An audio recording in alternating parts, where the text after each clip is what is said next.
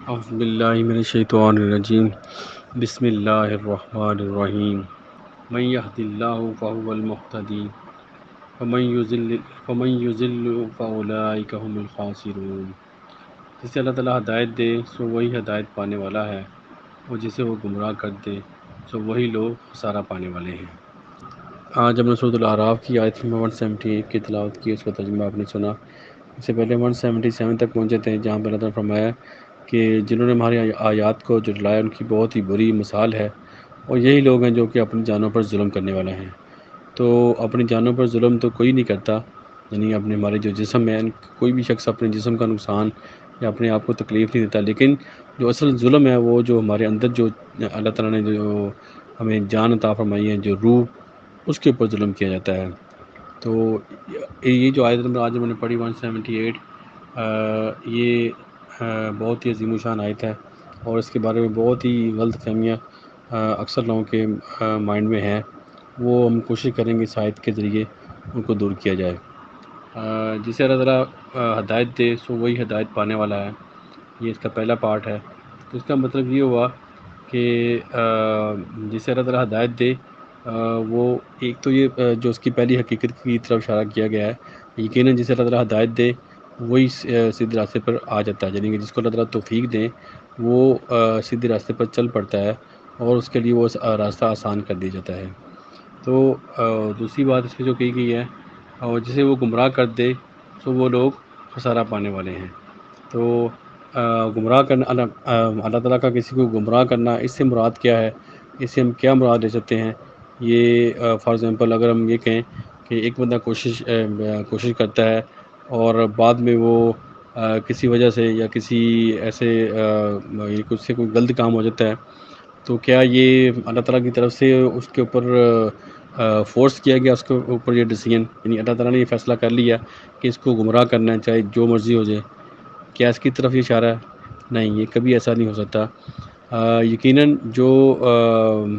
جب اللہ تعالیٰ کسی کو گمراہ کرتا ہے تو اس کے گمراہ کرنے کی ریزن ایک ہی ہے کہ اس کے اندر کوئی بھی خیر کی چیز اس کے اندر باقی نہیں رہتی، یعنی کہ اللہ تعالیٰ کا آپ دیکھیں، ہم اسی سورہ میں ہم نے جو فرعون کا جو واقعہ پڑھا ہے، بہت لمبا اور بہت ڈیٹیلز کے ساتھ ڈسکس کیا گیا ہے کہ اللہ تعالیٰ نے کتنی قسم کے ان کے اوپر عذاب بھیجے۔ تو ان کا مقصد اللہ تعالیٰ کہہ رہے ہیں کہ ہم نے ان کے اوپر طرح طرح کے عذاب بھیجے، طرح طرح کی چیزیں ان کو مشکلات میں ڈالا تاکہ وہ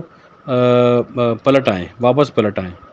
تو اتنا بڑا ظالم جو حکمران تھا، جس نے اپنے آپ کو رب ہونے کا دعویٰ کیا، اس کو اللہ تعالیٰ نے اللہ تعالیٰ فرما رہے ہیں کہ اس کو ہم نے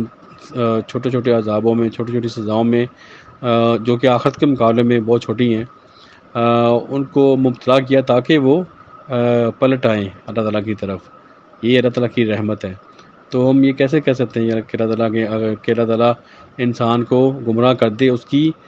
جب کہ وہ چاہتا ہو، جب کہ اس کے اندر کوئی خیر ہو؟ ایسا نہیں ہو سکتا۔ جب اس کے اندر سب کچھ خیر کا کوئی بھی پہلو اس کے اندر باقی نہیں رہتا، یعنی کہ اس کی جو گناہوں نے اس کو پوری طرح گھیر لیا ہوتا ہے، اس کی جو برائی، جو بھی اس نے برائیاں کی ہوتی ہیں وہ اس کو گھیر لیتی ہیں، تو اس کے بعد پھر اللہ تعالیٰ اس کو گمراہ کر دیتے ہیں۔ یعنی کہ اللہ تعالیٰ کا جو نظام ہے، اللہ تعالیٰ کا جو سسٹم ہے،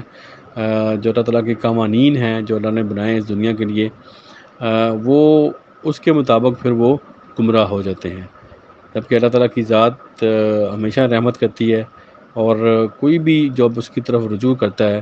تو اس کو ضرور اس کی توبہ قبول کی جاتی ہے، اس کو معاف کر دیا جاتا ہے۔ یہ نہیں ہو سکتا کہ انسان کے اندر خیر ہو اور پھر بھی اللہ تعالیٰ اس کو گمراہ کر دیں۔ یہ ان آیات کو لے کے کچھ لوگ بہت گمراہ ہو گئے ہیں، اور اس چیز کو بہانہ بنا لیتے ہیں کہ جب یعنی کہ جو برائی کرتے ہیں، جو گناہ کرتے ہیں، وہ یہ کہہ دیتے ہیں سمپل کہ اللہ تعالیٰ ہمیں توفیق ہی نہیں ملی۔ جب دوسروں سے کہتے ہیں کہ ہمارے لیے دعا کرو کہ اللہ تعالیٰ ہمیں توفیق دے، اللہ تعالیٰ کی توفیق ہر وقت ہی رہتی ہے۔ آپ دیکھیں جب سورج نکلتا ہے تو اس کی روشنی کوئی بھی کسی کے آگے وہ چھپی نہیں ہوتی، ان کے لیے چھپتی ہے جنہوں نے وہ کسی وہ یعنی کہ جو اسے چھپتے ہیں۔ فار ایگزامپل سورج نکلا ہے تو اگر ہم اپنے گھروں میں بیٹھے ہوں گے تو ہمیں دھوپ نہیں ملے گی، جب ہم باہر نکلیں گے اوپن ایریا میں تو پھر ہی ہمیں دھوپ ملے گی۔ اسی طرح جو ہوا ہے، جب ہوا تیز چلتی ہے یا بارش ہوتی ہے اللہ تعالیٰ کی طرف سے، تو بارش سے وہی لوگ محروم ہوتے ہیں جو کہ اپنے گھروں میں بیٹھے ہیں یا اندر بیٹھے ہیں، اگر کوئی باہر نکلے گا کھلے آسمان میں تو اس کو ضرور اس کو بارش اس کو ملے گی۔ اسی طرح جو اللہ تعالیٰ کی ہدایت ہے یہ بھی اوپن ہے اور ہر وقت اویلیبل ہے، جیسے کہ ہم دیکھتے ہیں کہ قرآن جو قیامت تک کے لیے اللہ تعالیٰ نے اس کو محفوظ کر دیا ہے، تو اس سے محروم وہی لوگ ہوں گے قرآن سے جو کہ اس کو نہیں پڑھیں گے، جو اس کو نہیں سمجھیں گے، جبکہ اللہ تعالیٰ کی ہدایت ہر وقت اویلیبل ہے، ہر ایک کے لیے اویلیبل ہے، لیکن جو اس کو لینا چاہے، جو لینا نہیں چاہے گا تو اس کو اللہ تعالیٰ کا سسٹم، اللہ تعالیٰ کا جو قوانین ہے اس کو پھر وہ ہدایت نہیں دیتے۔ جبکہ اللہ تعالیٰ کو کی جو ذات ہے وہ بذات خود کسی کو بھی ہم یہ نہیں کہہ سکتے کہ وہ اللہ تعالیٰ توفیق نہیں دیتے، ایسا نہیں ہے، جو کوشش کرتا ہے اس کو ضرور توفیق ملتی ہے، یہ اللہ کا وعدہ ہے۔ یہ کبھی نہیں ہو سکتا کہ انسان کوشش کرے اور اللہ تعالیٰ اس کو ہدایت نہ دے، ہر ایک کی کوشش کا اس کو صلہ ضرور ملتا ہے۔ تو اللہ تعالیٰ ان کو ہی گمراہ کرتا ہے جن کے اندر کوئی خیر باقی نہیں رہتی اور وہ اپنی برائیوں کے اندر ڈوب چکے ہوتے ہیں اور شیطان کے مکمل قبضے میں آ چکے ہوتے ہیں، اور بلکہ ان کی جو آپ کہہ سکتے ہیں کہ ان کی جو برائی اس حد تک بڑھ جاتی ہے کہ وہ دوسرے لوگوں کو بھی نقصان پہنچانا شروع کر دیتے ہیں، دوسرے لوگ بھی اس سے متاثر ہونا شروع ہو جاتے ہیں۔ تو ایسی صورت میں پھر اللہ تعالیٰ کی جو توفیق ہے وہ انسانوں سے کھینچ لی جاتی ہے، اور ان کے اوپر جیسے کہ ہم نے سورۃ البقرہ میں پڑھ چکے ہیں کہ وہ اللہ تعالیٰ کی طرف سے اس کے اوپر ان کے دلوں پر مہر لگا دی جاتی ہے، پھر وہ اس کے آگے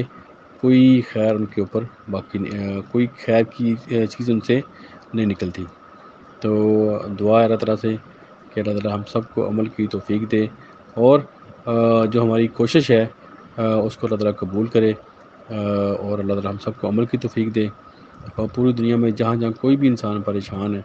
اللہ تعالیٰ ان کی پریشانی دور کرے، جو بیمار ہیں ان کو شفا دے،